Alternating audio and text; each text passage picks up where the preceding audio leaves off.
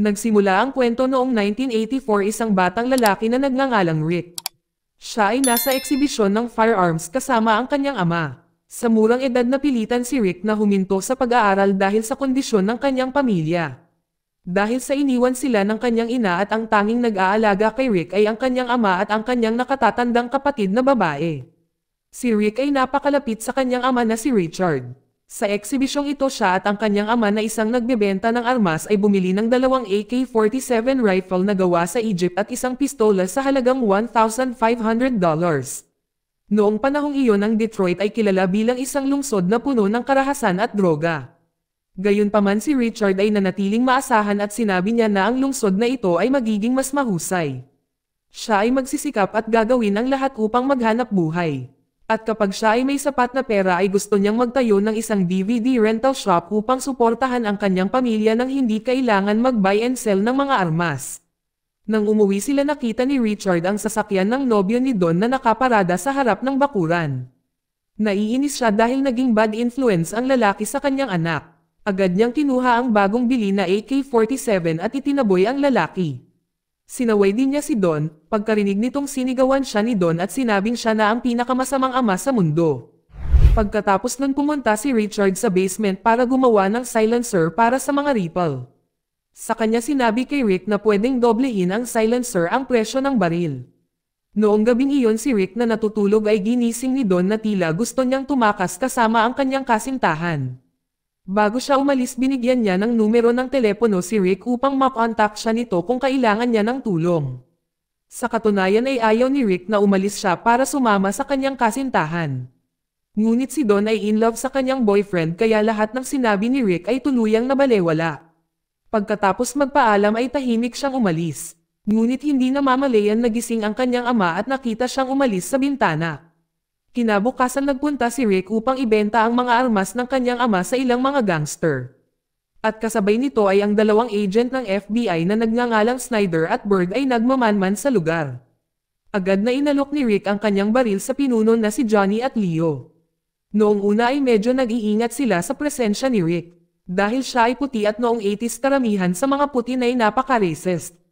Ngunit pagkatapos malaman na siya ay anak ni Richard ay niyaya niya si Rick na ipakita ang mga armas na kanyang nabili. Bukod sa pagbebenta ng mga rifle ay inalok din niya ang silencer, nang marinig ang alok ay binili ito ni na Johnny at Leo sa halagang $100. Si Rick noon ay ipinakilala kay Boo isang gangster treasurer, inimbitahan niya si Rick na mag-hangout. Sa gabi nagpunta si Rick sa club kasama si Boo, doon niya nakilala ang isang batang babae na nagngangalang Kathy. Pamangkin ng mayor at fiancé ni Johnny, tila kasal sa pagitan ng mga opisyal na bata at gangster ay isang pangkaraniwang bagay sa Detroit. Lalo na kung ang mga gangster ay patuloy na nanunuhol sa mga opisyal.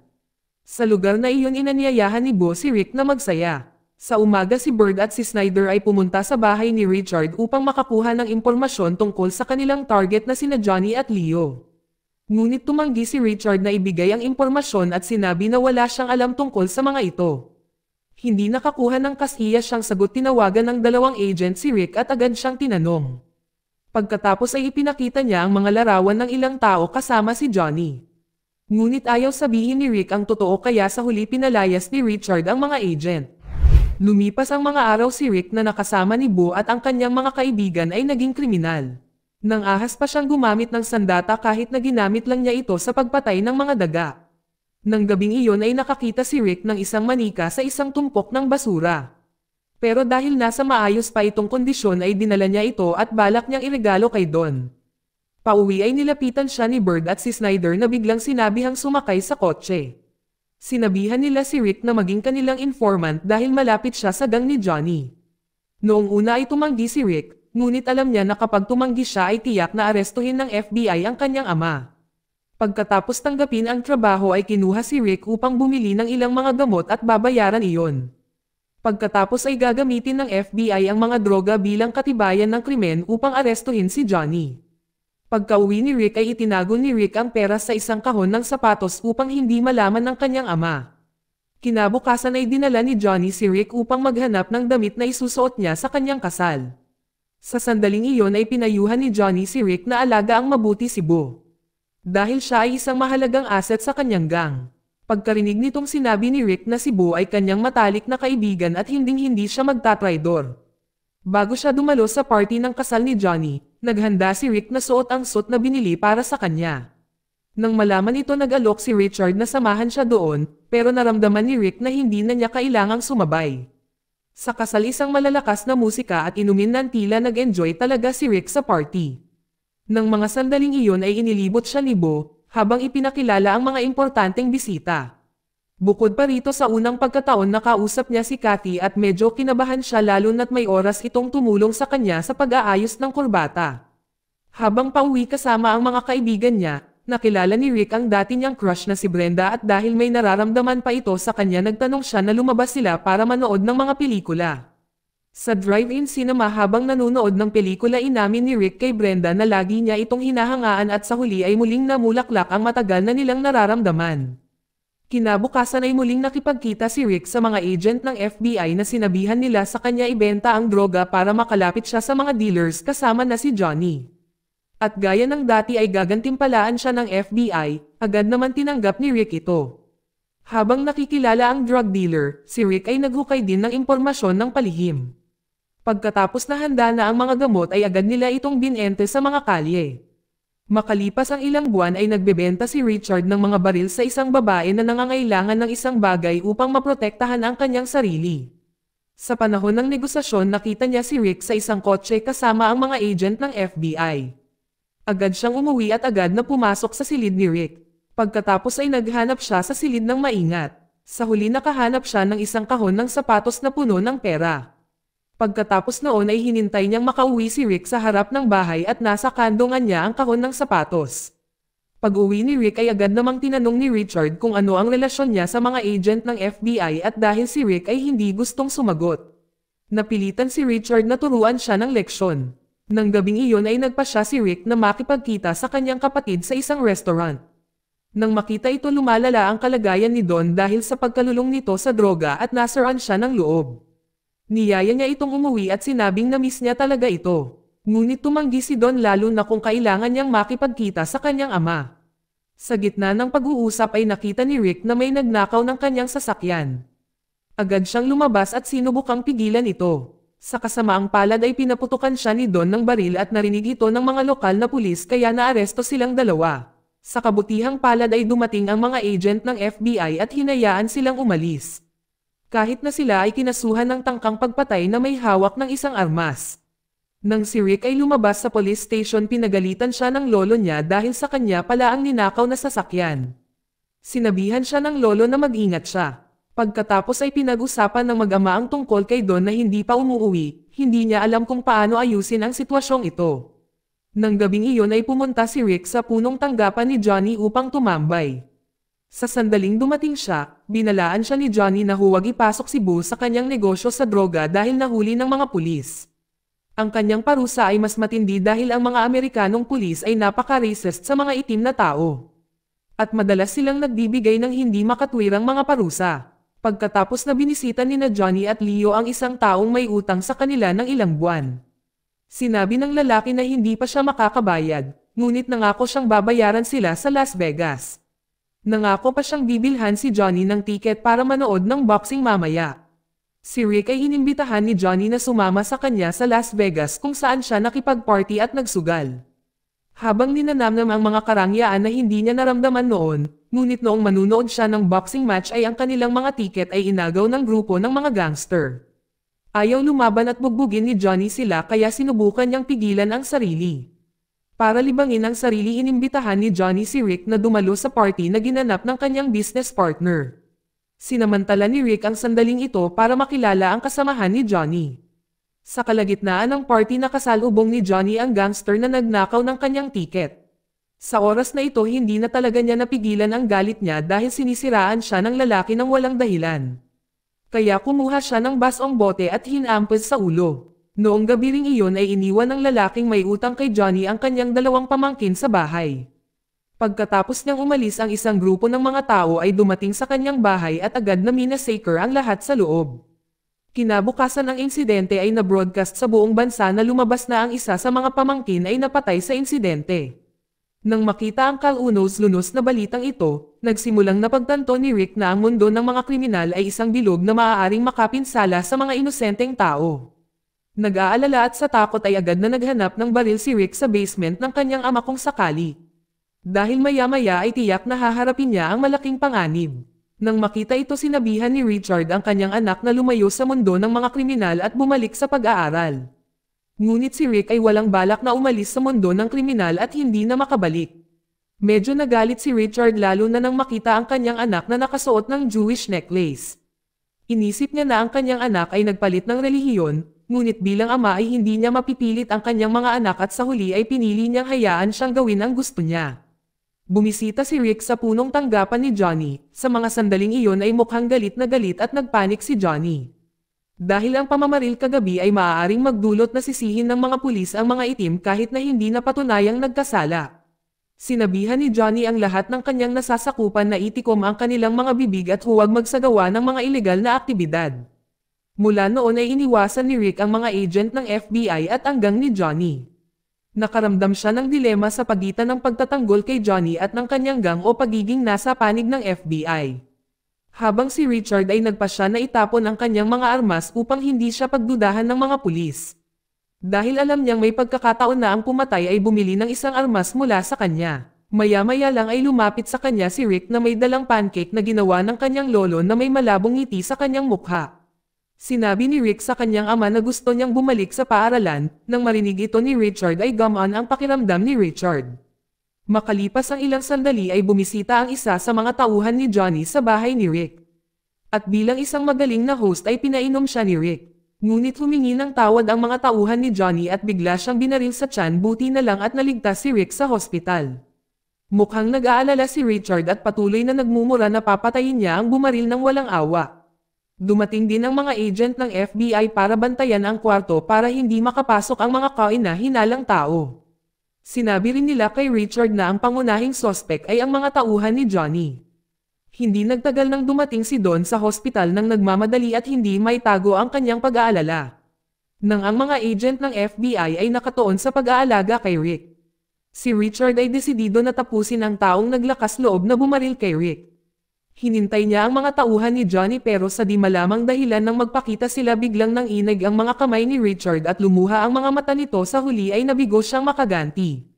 Nang maglaon si Rick sa wakas ay nagising, si Don pagkatapos ng operasyon ay nakaramdam ng pag-aalala sa kanya na ang kanyang buhay ay napapaligiran ng mga mapanganib na tao dahil siya ay napakabata pa. Sa umaga ay dumalaw si Snyder, pinatahimik niya si Rick sa pagsasabing siya at ang ibang mga agent ng FBI ay huhulihin si Johnny at ang kanyang buong gang kabilang ang taong bumaril sa kanya. Ngunit hiniling niya kay Rick na huwag maglabas ng impormasyon tungkol sa pag-aresto upang siya at ang kanyang pamilya ay ligtas mula sa mga banta. Pagkatapos ng pagbisita ay pinakilos ni Snyder ang kanyang mga tropa upang arestuhin si Johnny at ang lahat ng kanyang mga miyembro ng gang. Makalipas ang ilang araw ay nagsimula si Rick na gumaling at pinayagang makauwi. Sa kasamaang palad ay hindi pa makakapag-aral si Rick para sa kaligtasan ng iba pa niyang mga estudyante. Dahil tiyak na tutargetin siya ng mga gangster, lalo na ang mga nakatrabaho ni Johnny. Makalipas ang taon, isang bata na bumisita sa bahay ni Rick at sinabi sa kanya ang nakakagulat na balita na ipinanganak ni Brenda ang kanyang anak. Naalala agad ni Rick ang huling pagkikita nila ni Brenda at nalaman nilang hindi sinabi sa kanya ni Brenda ang tungkol sa kanyang pagbubuntis. Labis na nabigla ang kanyang ama sa balita, subalit bilang isang responsableng lalaki ay nagpasya si Rick at ang kanyang ama na bisitahin si Brenda. Karga-karga ni Rick ang sanggol habang si Richard ay mukhang masigasig ng turuan si Rick kung paano hawakan ng maayos ang isang sanggol. Malungkot na hindi maalagaan ni Rick ang sanggol dahil hindi pa siya ligtas sa mga banta. Sinubukan ni Richard na aliwin si Rick na tila hindi sigurado at hindi marunong maging ama. Sinabi niya na hindi niya inaasahan sina Rick at Don. Noong una ay wala silang balak na magkaanak ng kanyang asawa dahil sa mahirap nilang kalagayan sa ekonomiya. Ngunit nang sila ay ipinanganak ay naging mas makulay ang buhay ni Richard at mula noon ay nagpasya siyang palakihin ang mga ito kahit na may iba't ibang hadlang. Sa kanyang pag-uwi ay nag-propose si Rick sa kanyang ama na bumalik sa pagtitinda ng droga. Dahil sa kanilang kalagayan ngayon ay nangangailangan sila ng dagdag na pera para mapalaki ang sanggol. Ngunit si Richard ay mariing tumanggi at gusto na kumita lang ng pera sa legal na paraan. Kahit alam niya sa sarili niya na ang tanging paraan para makakuha ng sapat na pera ay sa pagbebenta ng droga. Noong nag-aaway sila naging emosyonal si Richard at hindi na makontrol ang sasakyan niya buti na lang at naihinto niya ang sasakyan. Nang sila ay bumaba ng sasakyan si Rick ay nagsimulang lumuha at sa huling pagkakataon ay hinikayat niya ang kanyang ama na tulungan siyang magbenta ng droga para sa kapakanan ng kanyang sanggol. Matapos pumayag ang kanyang ama na gamitin ni Rick ang kanyang mga koneksyon sa mga dating kasamahan ni Johnny upang makuha ang mga gamot. Na may puhunan mula sa lalaking iyon ay bumalik si Rick sa pagbebenta ng droga sa mga lansangan. Dahil naaresto si Johnny at ang iba pang mga dealer si Rick ay ganap na walang kompetisyon. Ang pera mula sa kanyang mga benta ay ginamit upang bumili ng mga bagay na kailangan ni Brenda at ng kanyang mga anak. Isang gabi si Rick at Richard ay nagpunta sa isang boarding house upang sunduin si Don. Ang lugar ni Don ay napupuno ng mga adik sa droga. Nang makita nila si Don ang kanyang kalagayan ay malala. Pinilit siya ni Rick na bumalik sa kanilang bahay, ngunit tumanggi ito dahil galit pa rin siya sa kanyang ama. Si Rick nangako na nagbago na ang kanilang ama. Ngunit sa halip ay napahiyaw siya nang makita niya si Richard. Nang makarating sila sa bahay na quarantine si Don para mawala ang pagkalulong niya sa droga. Wala talagang puso si Richard na ikulong ang kanyang anak ng ganoon, pero ito lang ang tanging paraan para gumaling siya.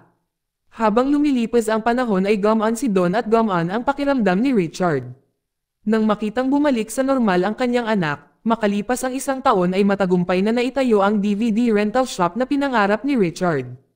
Ipinagdiwang niya kasama ang kanyang pamilya at sa pagkakataong ito ay ganap na malinis na si Don sa droga. Kalaunan ay nakilala ni Rick si Kathy, muli ay nag-iisa ang babae matapos makulong ang kanyang asawa. Nakaramdam ng pag-aalala na pinakiusapan siya ni Rick na makipag-usap. Sinabi sa kanya ni Kathy na si Johnny ay nasentensyahan ng pagkakulong sa loob ng 20 taon. Nang marinig itong si Rick ay nagkunwaring hindi alam kahit na siya ang naglagay kay Johnny sa bilangguan.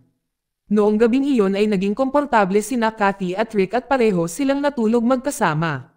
Nang umuwi si Rick ay nakita niya ang kanyang ama na nakatingin sa bahay ng kanyang lola. Siyempre masaya siya dahil nagkaayos na ang kanyang pamilya. Ngunit sa kasamaang palad ay hindi ito nagtagal. Dahil makalipas ang 2 buwan ay sinalakay ng mga agent ng FBI ang kanilang bahay at agad na inaresto si Rick sa kasong pag-distribute ng droga na may kabuuang 8 kilo.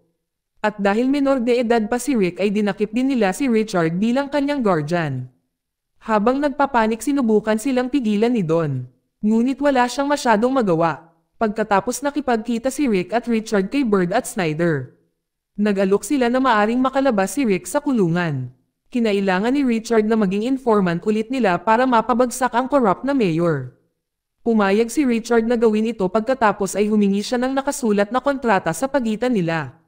Ngunit tumanggi si Snyder dahil magmumukha itong kaina-hinala sa proseso ng investigasyon.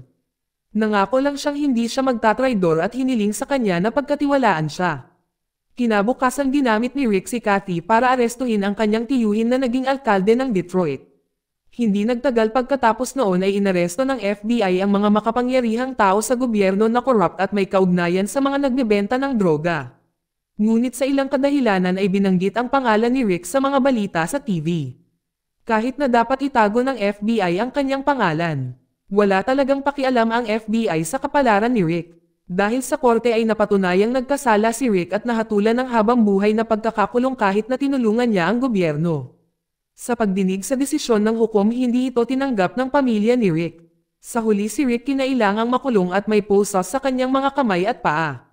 Sumailalim siya sa isang napakahigpit na pagsusuri. Pagkatapos noon ay dinala siya ng mga gwardya sa kanyang selda habang sinasabi sa kanya na hindi niya matatawagan ang pamilyang ito nang walang pahintulot mula sa warden. Sa kabilang banda nakita ni Richard si Snyder at si Bird humingi siya ng paliwanag. Ngunit umarte ang 2 FBI agents na parang wala silang alam. Sa mga oras na iyon ay napagtanto ni Richard na niloko at pinagtaksilan siya nila. Si Richard at Don sa kabinisita si Rick habang karga ang anak ni Rick. Tinanong nila si Rick kung kumusta na siya. Nagpakita siya ng malungkot na mukha sa parusa na natanggap niya. Sa kabila ng kanyang pagsisikap na tiisin ang sakit sa wakas ay hindi na napigilan ni Rick ang kanyang mga luha. Lalo na nang makita niya ang kanyang munting anak. Pagkatapos noon ay sinabi ni Richard na magiging maayos din ang lahat dahil ipaglalaban niya ang kalayaan ni Rick. Sinabi rin niya sa kanya na maaari pa ring bawasan ng 6 na taon ang kanyang sentensya sa pagkakulong. Ngunit sumuko na si Rick sa kanyang sitwasyon, dahil kung tutusin ay nagkamali siya. Mula noong pagkikitang iyon ay namatay si Richard noong 2014, habang si Rick ay nagsilbi ng 27 taon sa bilangguan at pinalaya sa parol noong 2017. Iniulat na habang siya ay nasa kulungan ay may ilang mga tangkang pagpatay na tumutumbok sa kanya. Kahit noong 2016 ay may isang dating hitman na nagsabi na isang opisyal ang kumuha sa kanya upang patayin si Rick.